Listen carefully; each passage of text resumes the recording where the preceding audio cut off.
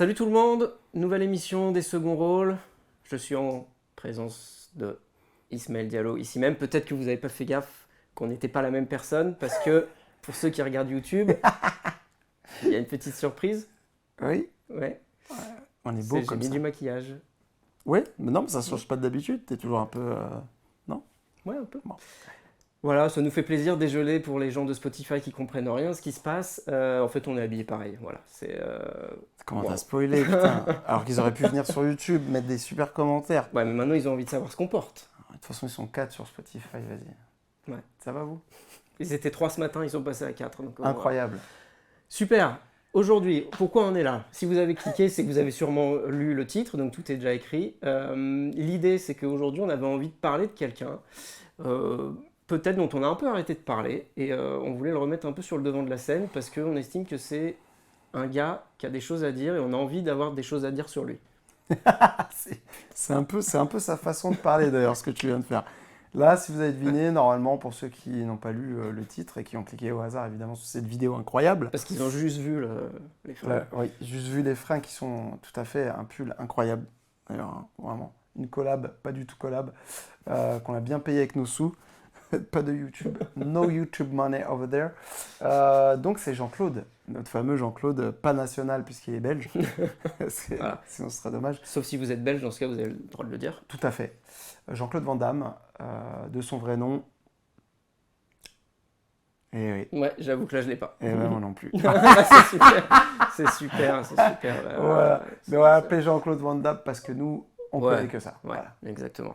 En fait, l'idée, c'était aussi un petit peu d'essayer de sortir un petit peu de tous ces clichés qu'en France, on a sur lui, et parfois un peu sur nos amis belges en général d'ailleurs, mais depuis 15-20 ans, où tous ces gens qui s'amusaient à montrer les vidéos, les interviews de Jean-Claude qui parlait mi-français, mi-anglais, et puis qui partait un peu dans ses délires, etc. Tous ces gens qui maintenant aujourd'hui te renvoient les mêmes vidéos, mais en te montrant à quel point à l'époque il était un peu visionnaire et qu'il avait prévu des choses sur l'évolution de la technologie, les modes de consommation, etc. Et c'est ces mêmes personnes qui se foutaient de sa gueule et qui aujourd'hui se reviennent un peu sur leurs propos. Bref, fin de la parenthèse, tout ça pour dire que nous, voilà, on a envie de parler de l'artiste, on a envie de parler de l'homme aussi, Ouais. derrière De l'artiste. ce qu'on connaît, donc apparemment pas son nom de famille, mais. Nous, on se concentre sur l'œuvre, quoi. Non, mais en tout cas, de ce qu'on aime chez cette personne qui nous touche, artistiquement, puisqu'on le suit depuis qu'on est petit. Mhm. On n'y a pas échappé, évidemment, années 80-90, à son prime, et aussi de ce qui a été fait plus récemment, où il y a eu une sincérité, où il a commencé à se dévoiler réellement, et notamment dans le film JCVD, Exactement. où c'est très prenant, en fait, et c'est très touchant de le voir dans ce rôle-là où il parle de lui-même et où il n'en parle pas forcément avec des mots doux. Et franchement, du coup, ça donne vraiment envie de défendre ce mec qui, avec une volonté de faire, a réussi à toucher ses rêves. Et même plus que les toucher, c'est-à-dire changer aussi le cinéma américain, y apporter sa pierre. Et c'est pas n'importe quoi, parce que c'est quand le cinéma américain est vraiment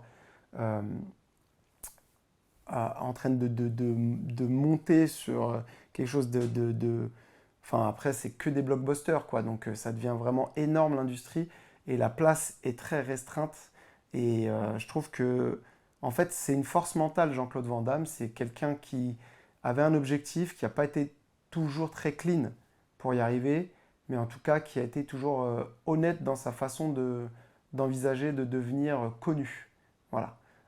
Cette volonté de briller, pas par n'importe quel moyen, mais quand même, des fois, il a accepté des rôles qui n'étaient pas forcément hyper gratifiants, mais il savait qu'en commençant par là, ça allait un jour donner quelque chose de plus important. Notamment, je pense à cette scène de danse où on le voit dans Break Street 1984, Break-In 1984, pardon, où tu le vois dans la foule en tant que... c'est même pas second rôle, c'est figurant. Ouais. Et où il tape une petite danse et tout, et qui reprendra dans un autre film. Kickboxer. Voilà. Mais à la base, il est figurant sur plusieurs films qui sont pas très connus. Et de fil en aiguille, il arrive Ouais. à monter au sommet. Ouais, et puis c'est le gars, ça va aller? Ouais, on n'est pas passé loin. Le gars s'est donné les moyens d'aller là où il voulait et je trouve qu'il a un parcours assez proche. On en parlait en plus de Schwarzenegger. Oui, Un parcours assez proche dans le sens où le gars, il a quand même commencé déjà part d'une famille modeste, mm, mais il a commencé sportif de haut niveau, comme Schwarzy qui était haltérophile.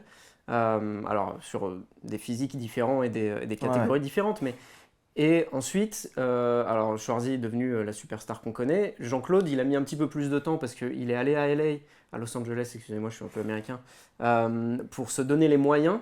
Et il a quand même dû passer par énormément de choses, faire plein de petits boulots, stalker les producteurs, les acteurs, les nanani, hein, pour essayer quand même voilà, parvenir à ses fins. Donc c'est un gars qui avait la dalle, qui s'est donné les moyens et qui a fini par atteindre son rêve. Donc on est quand même déjà sur un parcours voilà, qui est pas donné à tout le monde mm, et il faut quand même il faut un mental en fait déjà dès le début. ouais, C'est-à-dire que le type il arrive avec un physique évident puisque voilà, il est champion de karaté, il a commencé tout grums mais il a développé un physique et on va le voir plus tard un charisme. Mais en plus de ça il y a allé la volonté et ça donne forcément des résultats. euh, Ça donne forcément des résultats. ouais. Alors après, c'est le parcours qu'entreprennent un peu tous les Américains à l'époque où ils vont tous à Hollywood pour essayer Mm. de devenir connus. Et il y a beaucoup de désenchantement puisque très peu d'élus. Forcément. Lui vient d'Europe, donc c'est encore plus difficile. On parle pas anglais. Il parle pas anglais. Schwarzenegger, c'était pareil, c'est pour ça que le parallèle est hyper bien choisi. Mais en tout cas, ils sont restés focus sur cet objectif-là. Et ça, pour moi, ça, c'est vraiment surpasser le reste de la populace, quoi.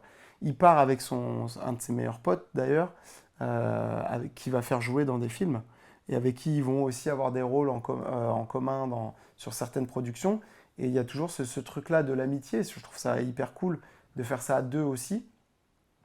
Après, il y a des histoires un peu plus sombres qui vont leur arriver, etc. Mais bon, ça, je pense que quand tu es dans le milieu hollywoodien, il y a peu de personnes Mm. qui restent vraiment propres. Ouais. Euh, il y a toutes ces histoires de drogue, etc., Mm. qui entachent un petit peu sa carrière.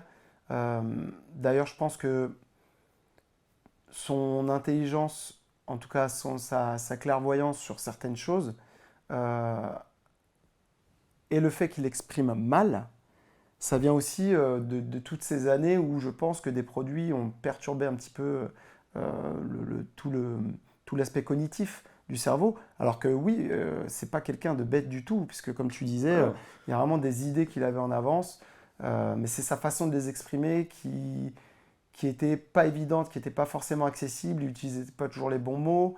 Euh, C'était difficile de le suivre parce qu'il passait d'une idée à une autre très rapidement et pourtant, en deux langues. ouais, et pourtant le fond était parfois joli, avec un beau message d'unité.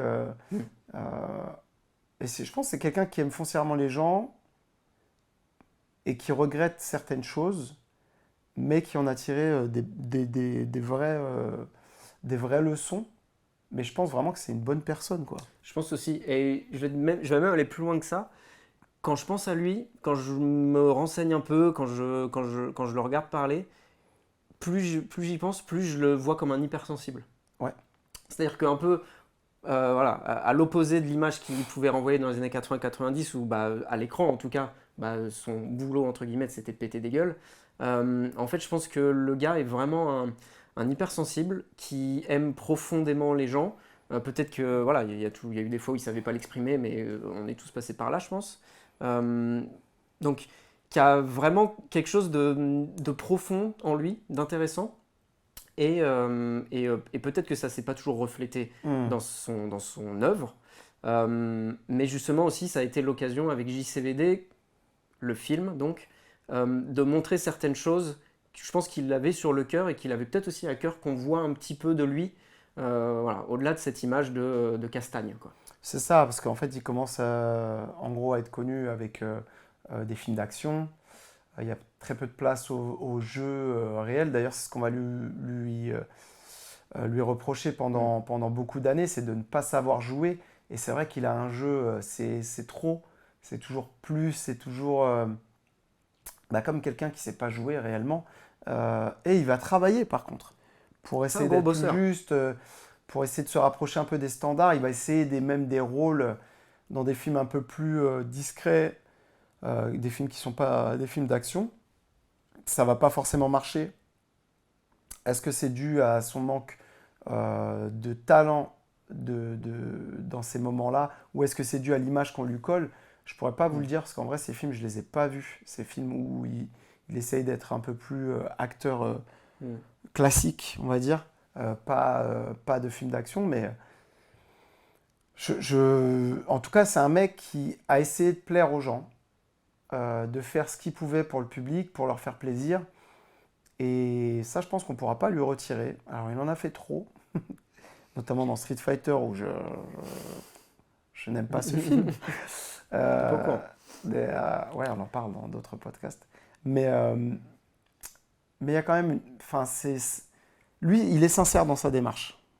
Ouais, c'est ça. Et en fait, la question au bout d'un moment, c'est de savoir aussi, et notamment à Hollywood, dans l'art en général, peut-être encore plus au cinéma, et à plus forte raison quand tu es acteur slash actrice, à quel moment le carcan qu'on t'a, entre guillemets, imposé vient de ton propre fait ou vient de ton propre public. Comment est-ce que tu arrives à te sortir de ça, de cette image de bon bah lui c'est film d'action et il n'est pas capable de faire autre chose alors que moi il le montre dans JCVD, il est capable de faire autre chose. Alors peut-être que ça a demandé de la maturité, peut-être que ça a demandé beaucoup d'échecs aussi, beaucoup d'entraînement, beaucoup de cassage de gueule. Mais je pense qu'à un moment donné, on finit un petit peu par toujours se cannibaliser soi-même quand on veut continuer, quand on reste coincé dans une case et qu'on Mm. veut continuer inlassablement à nourrir les gens de ce qu'ils veulent et de ce Ouais, qu'ils ouais, attendent de vous. Et en fait, à un moment donné, je pense qu'on s'y perd et on ne sait plus nous-mêmes ce qu'on est censé être, c'est ce qu'on est ça. censé représenter. Et je pense que c'est quelque chose qui est difficile à imaginer parce qu'on n'est pas à la place de ces personnes qui, d'un seul coup, connaissent un succès retentissant quasiment du jour au lendemain. Donc c'est un peu difficile. Et je pense que lui, justement, il s'est retrouvé là-dedans et aussi un peu pas réussir à comprendre, à pas réussir à se trouver au milieu de cette tempête, je Mais dirais. il y a d'autres stars hollywoodiennes de films d'action qui ont été bloquées là-dedans aussi, dans leur propre rôle.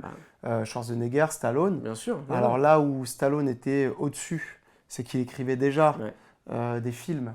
Donc c'est marrant parce que Stallone, on a vraiment l'impression que c'est le plus bête des trois à cause de son visage qui est assez atypique. Hmm. Alors qu'en réalité, je pense que c'est le plus brillant. Euh, et au niveau de la longévité, c'est lui qui a réussi vraiment à marquer les esprits et même à essayer de relancer tous les copains avec une franchise The Expandable où c'est beaucoup d'autodérision. Euh, donc c'est difficile de se renouveler effectivement quand tu as voulu plaire d'une certaine façon, que cette façon-là elle est ancrée dans l'imaginaire des gens et que il faut tout casser, il faut en sortir. Il y a d'autres acteurs, même sans film d'action, qui n'ont pas réussi à sortir de leur rôle, ou alors ça a été très difficile. Mark Hamill, après Star Wars, ça a été compliqué pour lui, mais d'ailleurs tous les acteurs de Star Wars, ça a été compliqué pour eux, sauf évidemment Harrison Ford. Harrison Ford. Putain, j'allais dire Han Solo. Tu vois comment je l'ai assimilé, quoi. Sauf Harrison Ford, mais parce qu'il était déjà sur d'autres films, tels Indiana Jones, etc. Donc, je pense que quand il y a des rôles comme ça qui sont très marquants, Hmm. faut être vraiment très fort émotionnellement pour arriver Ouais. à en sortir, quoi. Et bien entouré, parce que c'est facile de tout remettre sur le dos d'une personne, mais il faut aussi qu'il ait un entourage sain, qu'il ait un manager, qu'il ait des gens qui soient là aussi pour le soutenir Croire en lui, ouais. et pour croire en lui, exactement. Et en fait, parfois, je pense qu'aussi, il a dû se retrouver seul, peut-être entouré, mais mal entouré aussi. Enfin, donc, il y a plein de choses, c'est que des conjectures, mais on arrive à peu près à voir, on peut très vite être mal entouré, surtout dans les années 80-90 à Hollywood. Effectivement, tu en as parlé, l'arrivée de la drogue, la dépendance qu'il a combattue et dont il est ressorti. Mm. Donc ça aussi, ça prouve une fois de plus Qu'il a de le la force. mental Ouais. du type, les différents mariages, etc. Donc ouais, c'est difficile. Il a connu des hauts, il a connu des bas. Peut-être que maintenant qu'on a bien parlé du gars, on peut revenir un tout petit peu sur certains films qui Ouais, nous ouais, ont carrément. marqués. Mais c'est vrai qu'il commence quand même sur le devant de la scène avec Bloodsport. Mm. qui, pour rappel, si on prend vraiment juste le budget initial et tout l'argent qu'il a généré est un succès, sidéral, hein. C'est assez impressionnant. Je crois on doit être à 1 million et quelques de budget, et puis ça en fait 30 millions de recettes. Alors, vous allez me dire 30 millions, c'est pas énorme à Hollywood, mais Pour en l'époque, fait, c'était beaucoup déjà, déjà. c'est exactement sans prendre en compte l'inflation, mais en plus, avec un budget vraiment qui fait quasiment 30 fois. Ouais. Donc, c'est assez impressionnant, et quand on regarde aujourd'hui le film, c'est un film qui se regarde encore très bien, qui est hyper fun. Il faut réussir à passer, alors au-delà de toute l'introduction avec les adolescents qui jouent comme des pommes de terre, bon ça voilà, il y a des choses, voilà, on est quand même sur un petit film de karaté des années 80, donc il faut quand même aussi garder certaines choses en tête qui vieillissent pas très bien. Mais quand Jean-Claude Van Damme arrive, il y a un truc. Il y a un truc qui se passe, il y a une présence en fait. Ouais. Et il y a des choses que tu peux pas toujours expliquer. Bah, je trouve qu'il aspire l'énergie de l'endroit où il est et il explose quoi, tel un soleil en fait. C'est vraiment, Ouais. il est lumineux, il est solaire, il a un sourire, il a un jeu qui est un surjeu, mais je sais pas, ça lui va bien. Ouais, exactement, parce qu'il, je sais pas, il y a de la sincérité derrière. Ouais, Il en y a, fait, c'est le bon gars qui veut bien faire son truc ouais, et qui en fait trop, mais à qui ça va hyper bien quoi. C'est vraiment, il y a d'autres gens qu'on pourrait démolir en disant ça et dire ouais, c'est nul. Mais lui, ça lui va bien parce qu'on sent que c'est lui, c'est vraiment mm, lui. C'est lui qui joue, c'est pas quelqu'un d'autre. Je pense il l'était en tout cas, comme ça dans la vraie vie aussi, un peu pétillant, un peu inattendu, à faire beaucoup de bruit, mm, à vouloir qu'on le regarde ouais. et, Maladroit, maladroit. Et du coup, je pense dans les naïf, films, ouais. on le voit en fait qu'il est comme ça et on voit qu'il joue pas un rôle. On voit qu'il joue son rôle et c'est peut-être aussi ça la difficulté de sortir de ça et d'être un bon acteur. Quand tu es bon acteur, c'est que tu arrives aussi à t'adapter sur des rôles Ouais. qui sont pas faits que pour toi, quoi. C'est ça. Et puis derrière, c'est vrai que on lui a offert quasiment toujours le même type de rôle, et au-delà de ça, quasiment tous les films qu'il a fait étaient presque des copier-coller les uns des autres. Ouais, ouais, C'est-à-dire c'est que vrai. on est toujours sur le même format de concours d'arts martiaux, avec toujours un antagonisme avec le grand méchant qui peut-être a tapé le frère ou quelqu'un, un Ouais, proche du héros, et ça se termine toujours sur un grand combat avec beaucoup d'enjeux, etc. C'est le cas de Kickboxer quelques années après Bloodsport. exactement. Qui est Euh, quasiment la même chose, et qui est mais quasiment exactement, qui reste aussi fun à regarder. ah, il est génial. Mais en fait, plus on va commencer à passer la frontière des années 90, et plus on va répéter la formule, et en fait, moins ça va fonctionner. Ouais. Ce qui est normal. Avec le film Le Grand Tournoi, qui est un peu le dernier de la lignée, quoi. Et c'est vrai que c'est un film qui a pas plu. Moi, j'ai bien aimé. Je trouvais que, en fait, ça développait toujours le même thème, effectivement, du tournoi, etc. Mais je sais pas, il y avait une autre atmosphère, une autre façon de filmer, je pense. C'est ça qui m'a plu. C'est que il y avait un espèce de petit lore avec le fait qu'il aide les pauvres, qui soit un peu le grand frère de la rue et qui veuille gagner le tournoi pour aider. Enfin, je sais pas, moi j'avais bien aimé ce film. En vrai, des fois, ça s'explique pas toujours. Hmm. Alors que pourtant, il n'avait pas été très très bien reçu ce film. Euh, et ça m'étonne pas, mais en même temps, ouais, il reprend tous les éléments. Mais on le fait dans les mangas, regarde, dans les mangas, Hmm. tous les mangas qu'on regarde, c'est souvent des tournois d'arts martiaux, un petit arc, un tournoi d'arts martiaux, un petit arc, et puis c'est toujours la même chose, et pourtant on aime quand même. Donc, ouais, il faut savoir juste apprécier les petites différences et accepter aussi que ce format-là nous plaise au fond, l'assumer. Voilà. Et puis voilà quoi. Et puis, il y a comme une chose dont on n'a pas parlé, c'est la physicalité de Jean-Claude Van Damme. C'est-à-dire, donc, comme on l'a dit, champion de karaté. Donc, le gars, on voit que c'est lui qui fait ses cascades, il n'y a pas Ouais, de souci. Il est quand même assez impressionnant. On connaît tous son grand écart. légendaire. Le kickflip retourné, je sais pas comment Ouais. ça s'appelle, je sais pas, c'est toi l'expert, c'est pas moi, mais enfin, Ouais, bref, il a quand même des gestes qui lui sont spécifiques que personne d'autre n'est capable de répliquer. Et quand tu vois, tu sais que c'est lui, quoi. Et il est quand même impressionnant. Alors après, il faut aussi que la mise en scène, le montage suivent. ouais. Et ça, c'est ça qui est toujours un petit peu compliqué. C'est-à-dire que tu peux avoir le meilleur artiste martial du monde. si tu sais pas le mettre en scène, bah, tu vas pas réussir à montrer l'impact et à montrer la technicité. Mais en tout cas, moi, en me basant sur Bloodsport et Kickboxer, même si on n'est pas sur les plus grands réalisateurs de tous les temps, on arrive quand même à mettre en avant ce côté assez spectaculaire de Jean-Claude Van Damme. Ouais, et puis c'est l'époque où le cinéma américain d'action s'inspire des films hongkongais aussi, Voilà. où ils appellent beaucoup de réals pour bosser sur les films, des chorégraphes aussi. Et tu sens que la patte hongkongaise plus les acteurs tels que Jean-Claude Van Damme, ça rajoute vraiment quelque chose. C'est-à-dire que tu as du surjeu, mais après tu as des chorégraphies hyper efficaces. Bah, qui sont même les plus efficaces du monde à l'époque. Donc c'est très cool. Euh, Moi, je me rappelle d'un visage à un moment de Jean-Claude où il s'inspire clairement de Bruce Lee avec un ralenti où il déforme son visage de la même façon, tu vois, c'est archi drôle. Donc, c'était une époque, c'était une autre époque. C'est vrai que ça marcherait plus les films comme ça désormais, mais c'est une époque qui a permis à beaucoup de gens, par exemple, d'être impactés et influencés par que ce soit le physique de Jean-Claude Van Damme, euh, sa façon de s'habiller, parce que c'était très américain, veste en jean, jean aussi un peu serré ou large, ça dépendait des fois, mais enfin, c'était du Jean-Claude, quoi, c'était stylé. Et il y a plein de gens qui se sont inspirés de lui, mais surtout, ça a créé des carrières de boxeurs. Et ça, on minimise l'impact des films de combat sur les mentalités des jeunes qui ont créé des champions plus tard, où au début, leur idole, c'était Jean-Claude, parce que dans leur tête, c'était réel ce qui se passait, et puis après, en s'inscrivant à la boxe, sont devenus des combattants et ont appris que bah oui, Jean-Claude, c'est quelque chose, mais regarde à côté ce qu'il y a, ça c'est la réalité, et qui ont accroché aussi. Donc il a inspiré plein de boxeurs, plein de jeunes pros ou pas pros, mais qui en tout cas se sont mis au sport de combat grâce à ça. Il a peut-être même sauvé du coup des gens de certaines pratiques, parce que quand tu commences un art martial, généralement la discipline qui va avec, ça t'évite d'avoir des problèmes.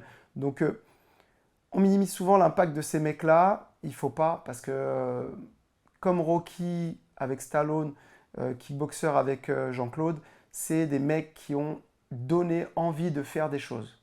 Et pas forcément du cinéma, mais des sports de combat, de se canaliser. Il y avait des morales dans ces films. Euh, alors oui, paternaliste, blabla, machin, je sais que c'est pas la mode. Mais finalement, ça a peut-être aidé certaines personnes à s'aiguiller. Et moi, je trouve ça beau, en fait. Ouais, c'est hyper intéressant de voir. C'est beau le point de vue que tu as sur voilà, extérieur un peu au cinéma et montrer que ces gens-là, ils ont une influence en fait. Ils ont une belle Ouais. influence. En fait, c'est jamais. Comme dans les films, il y a une morale et que c'est les gentils, entre guillemets. On va avoir cette image-là d'artistes martiaux qui sont cool et qui n'ont pas besoin de se bagarrer tout le temps, en fait. Et ça cadre beaucoup de jeunes hommes. Moi, je peux le dire. Euh, Quand tu aimes la bagarre, et ben, quand en tête, tu as Jean-Claude qui arrive à défendre les pauvres et les opprimés, Rocky qui essaye de juste changer de vie et devenir meilleur, et ben, ça te marque et ça te donne envie d'aller vers du mieux. Donc merci pour tout ça. Et donc Jean-Claude Van Damme, pour revenir sur sa carrière, avant qu'on en arrive à JCVD, parce que je pense qu'il y en a beaucoup d'entre vous qui sont intéressés par ce film qui a quand même marqué pas mal de personnes. C'est vrai que Jean-Claude, en plus de ça, il a réalisé des films. Alors il n'en a pas réalisé beaucoup, mais il a eu cette envie de passer derrière la caméra, ce qui est, je trouve, intéressant pour quelqu'un qui a quand même travaillé avec certains des plus grands réalisateurs de films d'action, notamment John Woo dans les années 90. Euh, je trouve ça toujours intéressant, je trouve toujours que c'est une marque d'intelligence. Alors je vais être honnête, je n'ai pas vu ce qu'il a réalisé.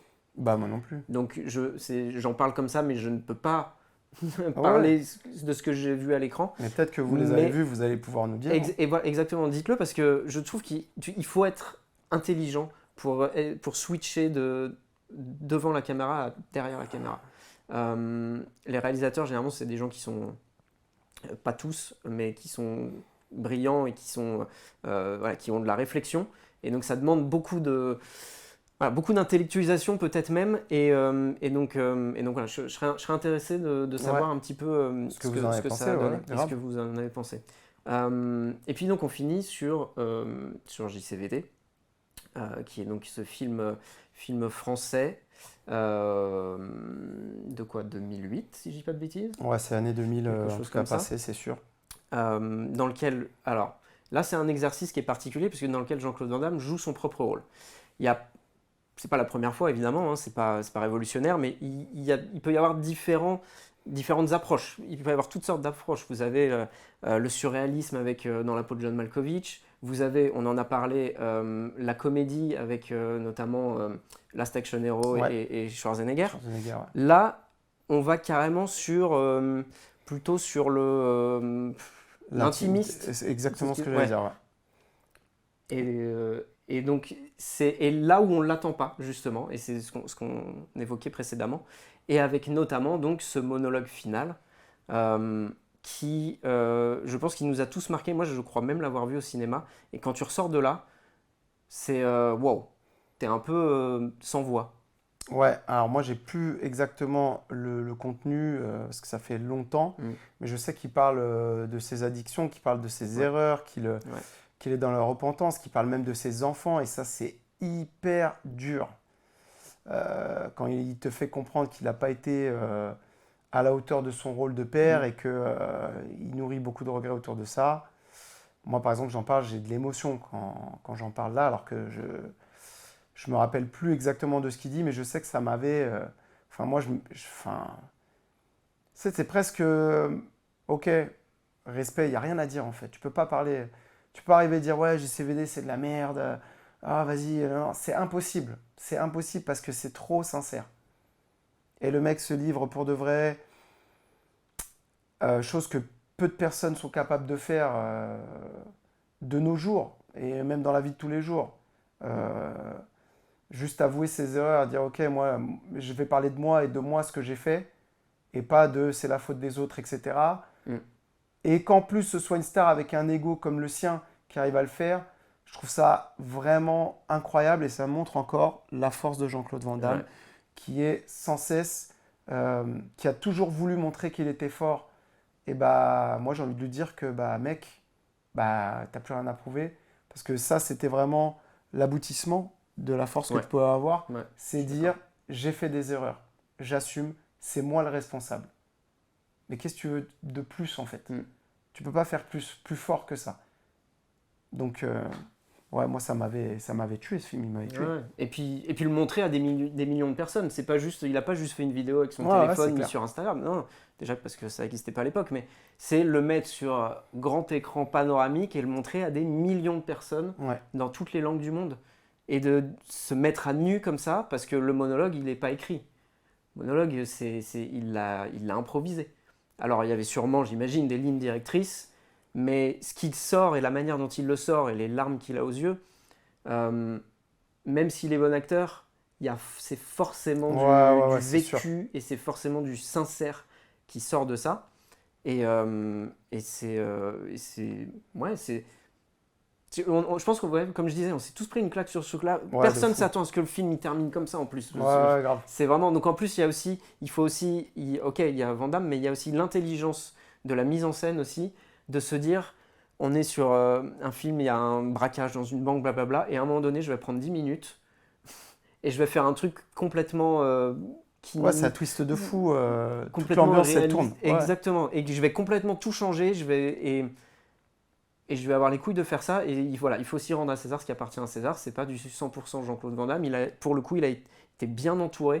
Et les choix créatifs ont été risqués, mais ils ont été payants, je trouve. Voilà. Je sais pas si tu as quelque chose à ajouter. Moi, j'ai rien d'autre à ajouter. Sur Jean-Claude Van Damme. Je l'ai remercié.